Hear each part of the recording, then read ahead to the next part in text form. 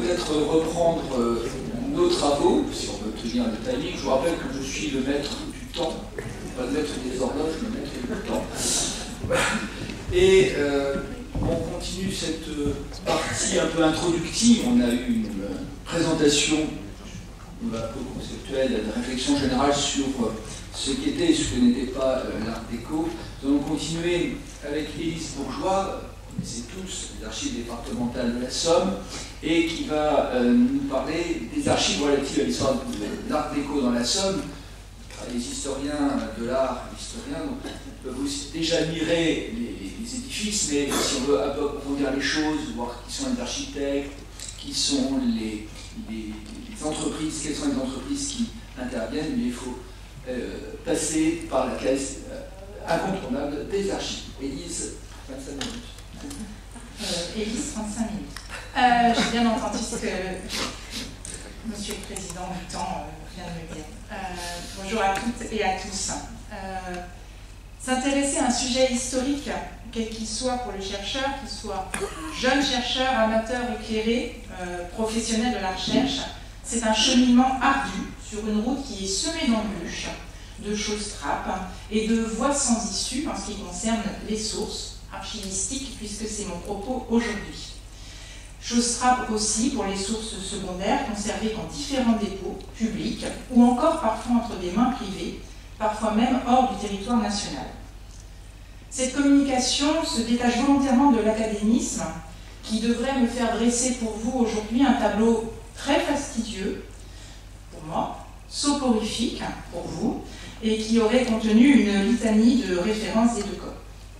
Je vous propose donc plutôt une promenade. J'ai bien compris que l'art déco était une promenade, tout comme l'architecture. Une promenade au cœur du travail de la recherche. Promenade en 3 parties quand même, l'académisme revient au galop. Première partie que j'intitulais « Entendons-nous », une partie de définition. Deuxième partie, « Comprenons-nous », où je vous expliquerai le fonctionnement du travail de recherche en salle de lecture dans un dépôt d'archives. Et puis, dans une troisième partie, soyons fous, métamorphosons-nous. J'essaierai de me mettre dans la position d'un chercheur, que je ne suis pas. Première partie donc de définition, entendons-nous. Avant de commencer même ce propos, il faut quand même s'entendre entre vous et nous, archivistes, sur une définition des archives. Cette définition, elle est donnée par le Code du patrimoine, que je vais citer. Les archives sont l'ensemble des documents, y compris les données, quelle que soit leur date, leur lieu de conservation, leur forme et leur support, produits ou reçus par toute personne, physique ou morale, et par tout service ou organisme public ou privé, dans l'exercice de leur activité. La conservation des archives est organisée dans l'intérêt public, tant pour les besoins de la gestion et la justification des droits des personnes physiques ou morales, publiques ou privées, que pour la documentation historique de la recherche. De manière simplificatrice, les archives sont des sources primaires ou sources de première main, des documents originaux, généralement conservés en un seul exemplaire.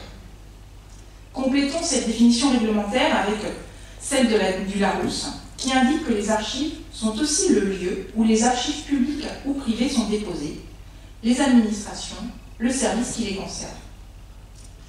Si les archives sont tout à la fois source et lieu de conservation, il va sans dire que par métonymie, tout ce qui est conservé dans le lieu archive devient source archivistique.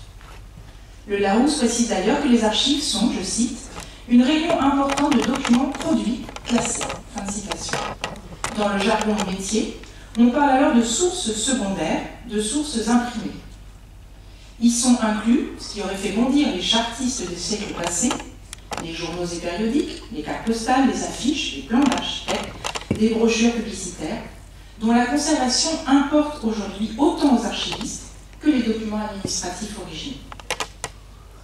S'ajoute à ces définitions éclairantes une autre source, celle qui est constituée par les bibliothèques de recherche dans les dépôts d'archives, dans les sociétés savantes comme celle de la Société des antiquaires de Picardie, qui sont riches de fonds d'histoire locale. On y trouve aussi des bibliothèques d'érudits.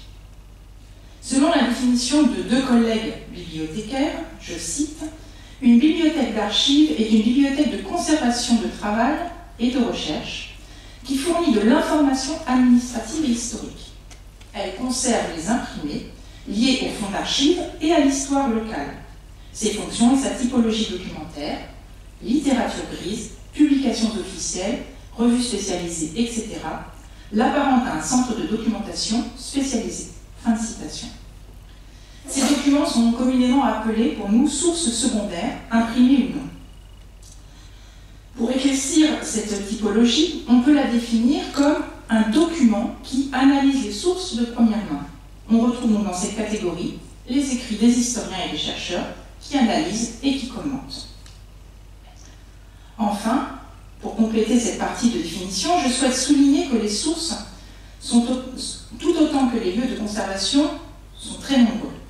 Il faut s'armer de patience et de son bâton de pèlerin, souvent, lorsqu'on débute une recherche historique. La conservation des archives, en effet, reflète l'organisation administrative de la France. À chaque niveau de l'organisation territoriale, de l'État jusqu'aux communes, le public doit être en mesure de repérer et de consulter les documents qui l'intéressent. Les documents qui sont des archives publiques, au sens du Code du patrimoine, sont conservés dans de multiples institutions et organismes sur lesquels le service interministériel des archives de France exerce un contrôle scientifique et technique. Ce service du ministère de la Culture, ce contrôle scientifique et technique, porte, je cite la réglementation, sur les conditions de gestion, de collecte, de sélection et d'élimination, ainsi que sur le traitement, le classement, la conservation et la communication des archives, et est destiné à assurer la sécurité des documents, le respect de l'unité des fonds et de leur structure organique, la qualité scientifique et technique des instruments de recherche, la compatibilité des systèmes de traitement et la mise en valeur du patrimoine archivistique. Fin de citation. Enfin, je souhaite aussi vous définir un concept particulier, celui d'archivage. Comme l'aurait dit M. Jourdain, l'archivage, c'est le fait d'archiver. Il s'agit néanmoins d'une démarche active, volontaire, réfléchie et raisonnée, dotée de procédures. L'archivage n'est pas du stockage. L'archivage n'est pas du partage ni de la publication de données. L'archivage est un ensemble de méthodes, processus et outils mis en œuvre pour gérer la conservation et l'utilisation des documents et informations à court, moyen et long terme. C'est un processus scientifique qui permet de contrôler le cycle de vie des dossiers, leur évaluation, et pour déterminer, in fine, lesquels conserver, pendant combien de temps, et à quel moment les éliminer ou les verser dans un service adéquat.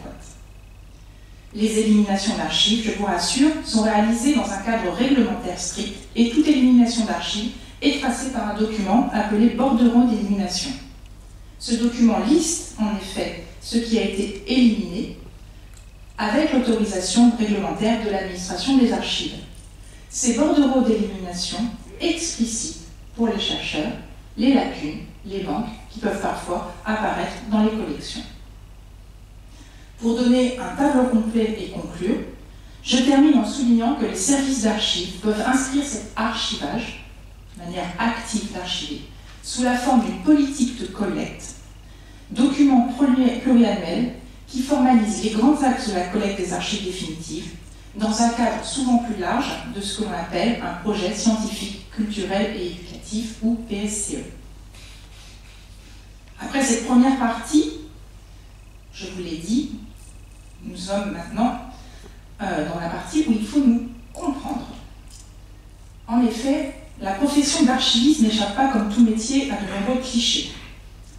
L'archiviste est perché tout en haut de sa tour d'ivoire, il veille jalousement sur ses collections, qu'il répugne à transmettre au public sous des prétextes de bonne conservation, et il passe ses journées à lire des liasses poussiéreuses qu'il dote d'instruments de recherche aussi complexes qu'une notice IKEA. Alors, dépoussiérons ensemble ces images d'Épinal d'un autre temps, je vous rassure, pour comprendre le rôle de l'archiviste, passeur de mémoire en salle de lecture. Une chanson popularisée par Louis Armstrong en 1952 dit « Takes two to tango ». Il faut être deux pour danser les tangos.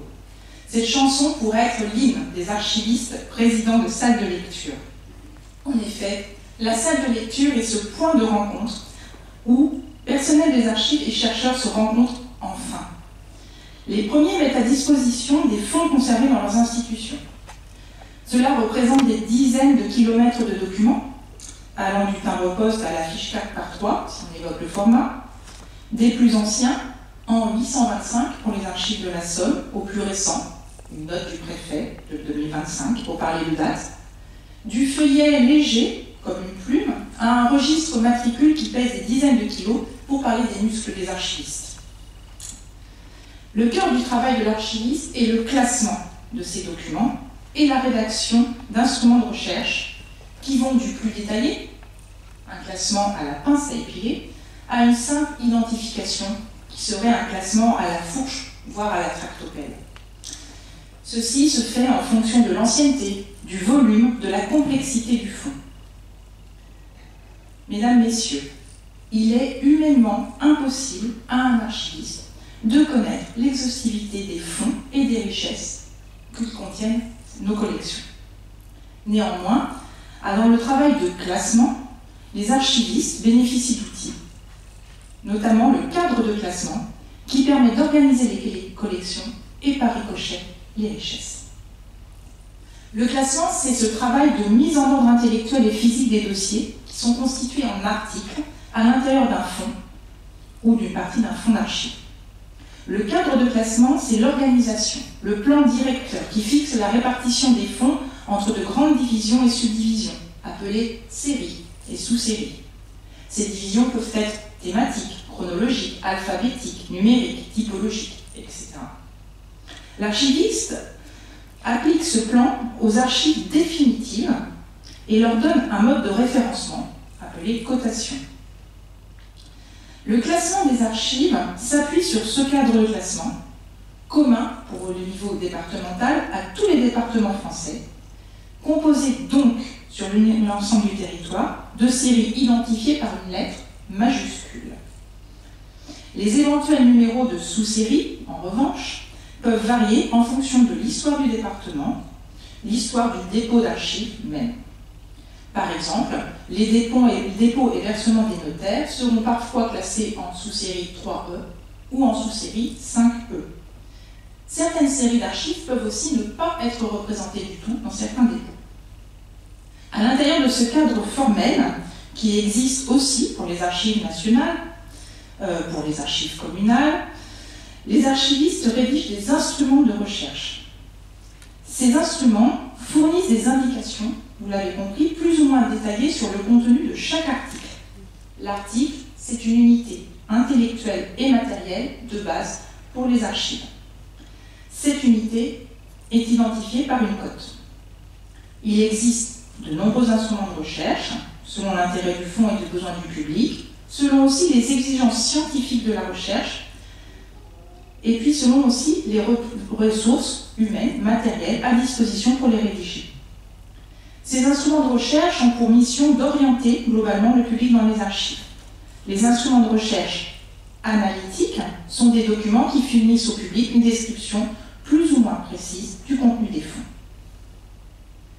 Malgré tout ce travail de mise à disposition des sources, sous la forme d'instruments de recherche, de bases de données, voire d'archives numérisées et mises en ligne, il n'existe que peu d'ouvrages synthétiques sur des sources, et notamment sur les sources en histoire de l'art, et encore moins sur l'art déco. Il existe un guide des sources que j'ai retrouvé, qui est le guide des sources sur l'histoire de l'art aux Archives nationales et aux Archives de Paris, qui a été rédigé sous la direction de Martine Plouvier en 2012. Instrument synthétique qui permet au président de salle, comme le dit Martine Plouvier, je la cite, de répondre aux nombreuses questions des chercheurs qui s'adressent directement au président de salle de lecture, parfois de manière surprenante. Le premier travail du président de salle de lecture est d'accompagner de manière quasi socratique le lecteur-chercheur dans une maïeutique visant à comprendre son sujet. Je pèse mes mots. Le président de salle va s'assurer tout d'abord que le lecteur a effectué un travail préparatoire avant même sa venue en salle, dans une bibliothèque spécialisée, pour circonscrire son sujet, faute de quoi le dialogue risque de s'avérer difficile. En ce qui concerne les arts décoratifs, dont l'art déco est une composante circonscrite dans le temps, vous l'avez compris, on peut orienter le chercheur vers la bibliothèque du Musée des Arts Décoratifs, à Paris, ou alors vers la bibliothèque de l'Institut national d'histoire de l'art, qui compte plus de 1,7 million d'ouvrages, dans lesquels le chercheur trouvera forcément de quoi satisfaire sa curiosité. Mais l'orientation ne s'arrête pas là, et va même se présenter sous la forme d'un véritable jeu de pistes, sous forme de questions du président de salle, à son lecteur, qui est parfois étonné du degré de précision qui lui est demandé. En effet, dans un dépôt d'archives publiques, par essence généraliste, lieu de conservation d'archives administratives, liées principalement au contrôle qu'exerce l'État sur les citoyens que nous sommes, les points d'entrée autour d'un sujet d'histoire de l'art n'apparaissent pas de manière intuitive aux chercheurs, mais aussi au président de salle, et c'est bien normal. On peut donc dresser une sorte de tableau, au sens strict du terme, qui permet de visualiser la variété des typologies de recherche en histoire de l'art, et singulièrement en ce qui concerne le sujet d'aujourd'hui, sur l'art déco. J'ai appliqué une méthode de réflexion qui s'appelle la méthode QQOCP, qui, quoi, où, comment, pourquoi, à ce sujet, pour m'aider à m'y retrouver. Et j'ai découvert, en fait, 5 grandes typologies de recherche, à mon avis, qui peuvent s'apparaître en histoire de l'art, en chaque de lecture sur l'art déco. Penser, produire, commander, recevoir, passer à la postérité, protéger. 5 catégories, donc, de recherche. On peut aussi analyser, toujours sous forme de tableau, les recherches selon 3 critères. Les hommes, les œuvres et réalisations, le mode de production. Les hommes, je vous cite ce que j'ai réfléchi, les penseurs, les théoriciens, les inventeurs, les artistes, les artisans, les commanditaires, les critiques, les dépositaires. Les œuvres et réalisations. Alors là, vous l'avez compris, et Simon l'avait bien montré, on est quasiment dans l'inventaire à la Malraux, ça va aller de la petite cuillère à la plus grande des réalisations monumentales. Le mode de production va aller de l'artisanat, de la pièce unique, à la production en série, en usine ou en entreprise.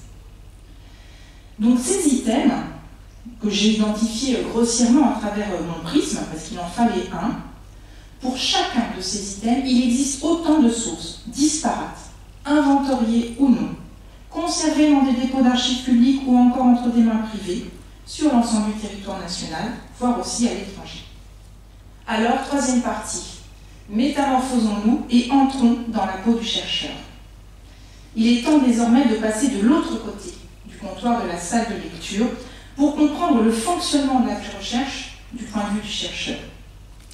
J'utilise pour ce faire l'exposition qui est présentée à la Maison de l'Architecture depuis le 5 septembre et jusqu'au 24 octobre 2025, et dont les 2 commissaires sont présents parmi nous, Véronique Vélin, chercheur érudit, et Jean-Samuel Herbet, collectionneur philanthrope, spécialiste tous les deux de l'art déco dans la Somme.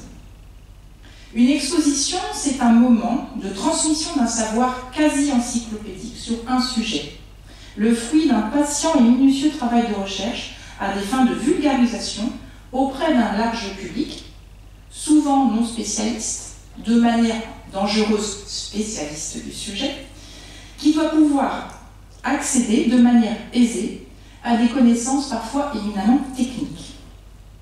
Les différentes parties de l'exposition L'Art déco en Picardie, les documents choisis ainsi que les textes qui les accompagnent sont un formidable moyen pour moi de vous démontrer le postulat de ma partie précédente. Combien de pistes doivent-elles être explorées? Combien de sources doivent-elles être consultées? Combien de salles des ventes et autres rêveries doivent-elles être parcourues afin de parvenir à un tel résultat? J'ai donc passé l'exposition, a posteriori, au prisme de ma grille QQOCP, et j'aimerais vous faire découvrir ce travail préparatoire, exploratoire, ainsi réalisé. Le premier exemple, parfait exemple, se trouve dans leur tout premier thème exploré par les commissaires, qui nous fait nous plonger dans la réalité socio-économique de l'immédiate après-guerre. Il s'agit de l'exposition nationale de 1919, Le foyer de retrouvé, qui se tient à Amiens pour, je cite, « proposer tout ce qui est nécessaire à la renaissance des foyers dévastés ». Comme cette exposition est organisée dans la Somme sur la proposition du préfet, le chercheur doit se tourner immédiatement vers les fonds d'archives publiques qui, pour la période concernée, sont regroupés dans la série M, Administration générale et économie.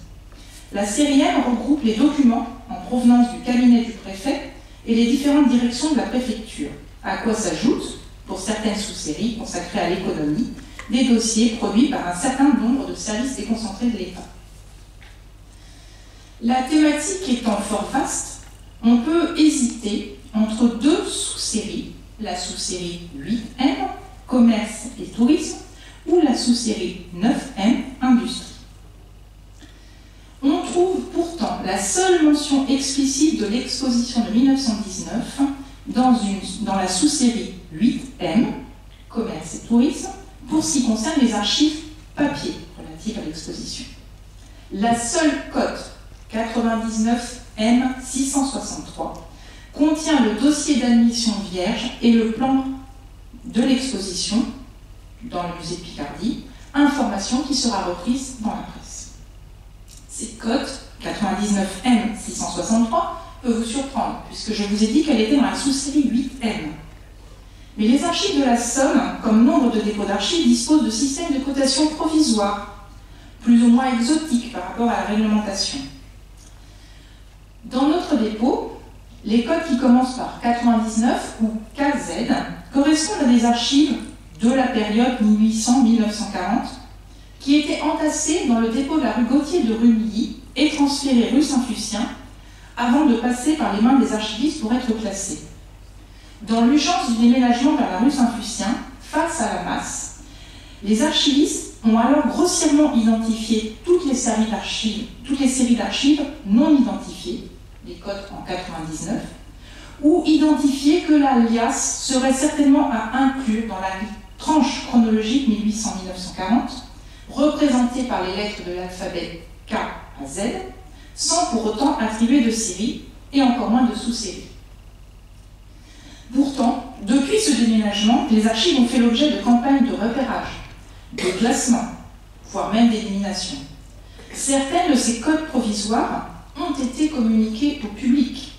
Elles se sont donc transformées au moment du classement en codes définitives et l'on trouve à la fin des instruments de recherche des tableaux de concordance qui permettent d'assurer le travail de traçabilité pour les chercheurs. La presse locale, régionale ou nationale, quotidienne ou périodique, fournit aussi dans l'exposition des éléments capitaux. Alors, dans l'exposition, sur l'exposition. Et cette exposition de 1919 a été inaugurée par le président de la République, Raymond Poincaré. Il vient, au lendemain de la guerre, à Amiens, assister au congrès des maires des régions libérées de la Somme le 13 juillet 1919 et en profite pour inaugurer l'exposition. Présent dans l'exposition, le Progrès de la Côte d'Or indique que la municipalité d'Amiens a fait placarder des affiches. Le mémorial de la Loire et de la Haute-Loire mentionne que la visite du président Poincaré lui permet de s'arrêter devant le plan de reconstruction de la ville de Montdidier qui vient d'être accepté. Ces quelques informations donnent des indications de recherche précieuses dans les institutions patrimoniales en fonction de la contextualisation que l'on veut affiner. Si les voyages officiels sont documentés aux archives de la Somme, il n'en demeure pas moins que ces dossiers sont partiels et doivent être complétés par des fonds conservés aux archives nationales. Le fonds des archives nationales relatif à la présidence de la République sous la Troisième République, sous série 1AG, est un fonds d'un volume peu important pour une période aussi vaste. Maints dossiers ont disparu, détruits par souci de confidentialité, par manque de place, par manque d'intérêt, et parfois aussi devant la menace allemande en 39-40. Néanmoins, une série de codes, les codes 1AG 1 à 71, concernent les voyages et les réceptions. S'y trouvent également conservés les discours présidentiels, peut-être celui de Poincaré. L'intérêt de l'art déco, de l'exposition sur l'art déco en Picardie, réside principalement dans la richesse des illustrations qu'elle présente. La thématique du foyer retrouvé n'y échappe pas, et les cartes postales, affiches, publicités et autres ressources iconographiques, en main privée ou dans les collections publiques, représentent une source inestimable de documentation. Pourtant, comme le mentionne le site des Archives de la Somme pour la sous-série 8 FI, liée aux cartes postales, je cite, « La carte postale, récemment entrée dans les collections des archives, devient une source précieuse pour l'histoire et la géographie historique et contribue à l'histoire des arts et de l'architecture. Cette collection, celle des archives, régulièrement enrichie, fournit aux chercheurs et amateurs d'histoire locale un réservoir d'images important. » Fin de citation. J'ai donc fait une recherche en plein texte, foyer retrouvé, sur le site des Archives de la Somme, en limitant aux seules images. La réponse obtenue mentionne 5 documents, dont 2 sont des cartes postales identiques, issues de modes d'entrée différents. L'une, 8 FI 1128, entre dans la collection des archives de cartes postales. L'autre, 14 J 7955, provient d'un fonds privé, celui d'Herménegilde du Chaussois.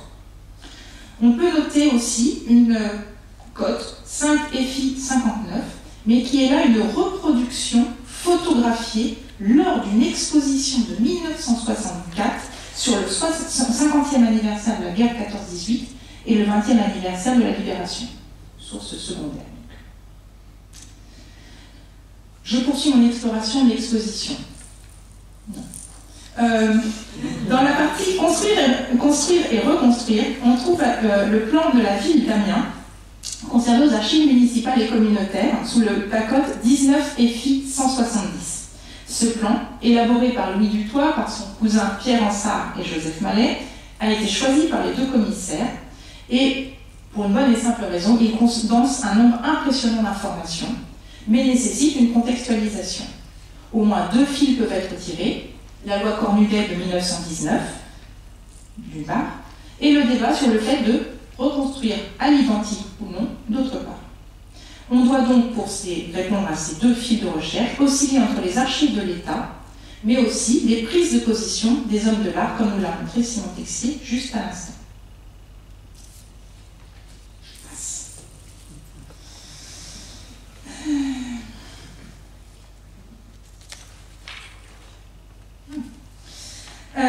En complément du plan conservé aux archives municipales, le fonds du toit conservé aux archives de la Somme, sous la cote 185J, présente un intérêt historique très fort. Il est composé de dessins, croquis, esquisses, toutes sortes de documents qui peuvent venir nourrir, grâce au contenu iconographique très riche, la recherche. Ce fonds, étant un fonds iconographique fragile, fait l'objet d'une campagne de numérisation qui est mise au public régulièrement à disposition sur le site des archives départementales. Le chercheur patient et minutieux, j'insiste, trouvera aussi des projets, des permis de construire, des plans pour les particuliers comme pour les administrations, pour les entreprises, pour les usines, pour les édifices religieux, dans les dossiers de dommages de guerre conservés dans la sous-série 10R aux archives départementales de la Somme, archives constituées par les services de la reconstitution du département de la Somme.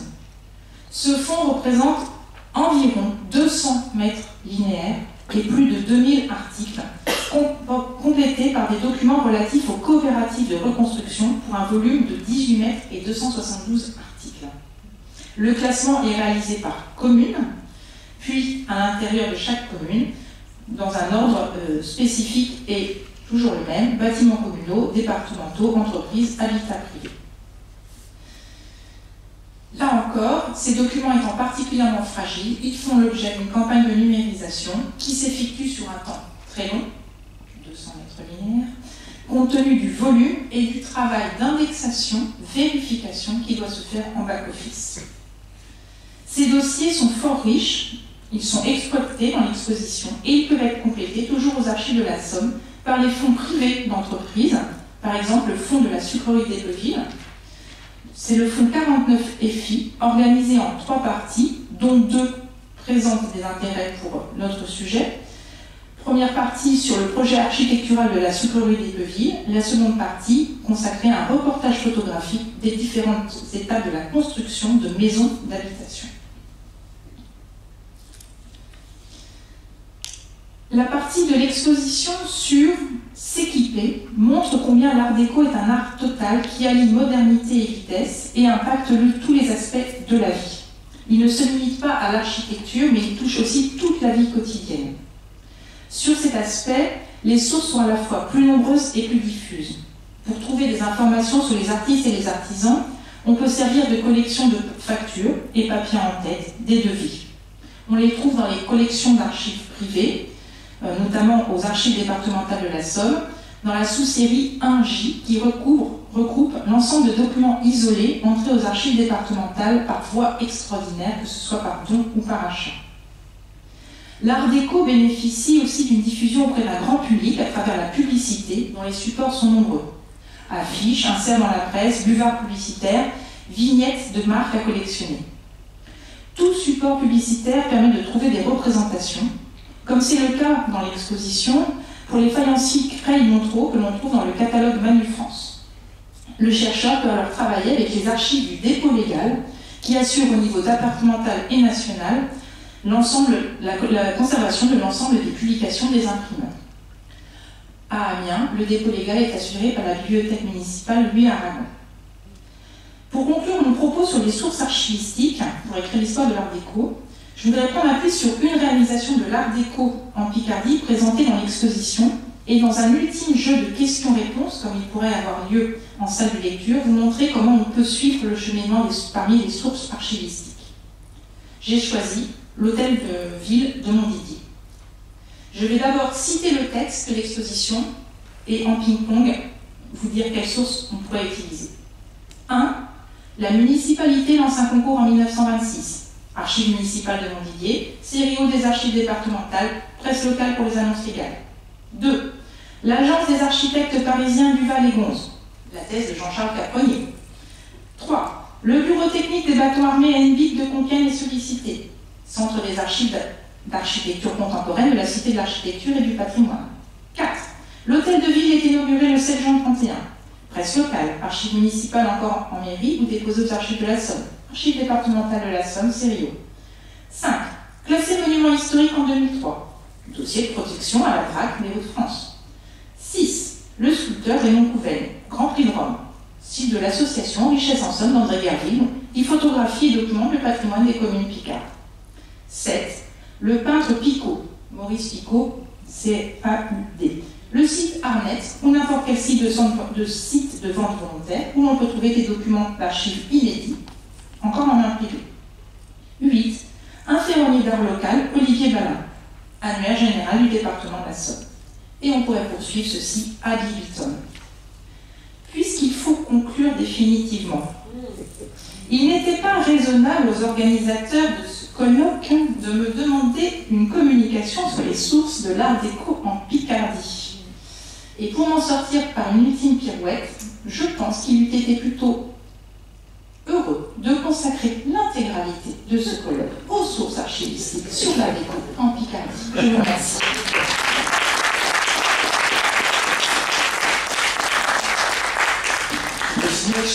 Initialement, je t'avais proposé 3 communications que tu as déclinées. Merci en tous les cas pour ce tour d'horizon. Alors, on va couper les questions après la communication de Jean-Charles Capronnier. En tous les cas, j'espère que cette communication va vous inciter à vous précipiter, juste après le colloque évidemment, aux archives départementales de la Somme.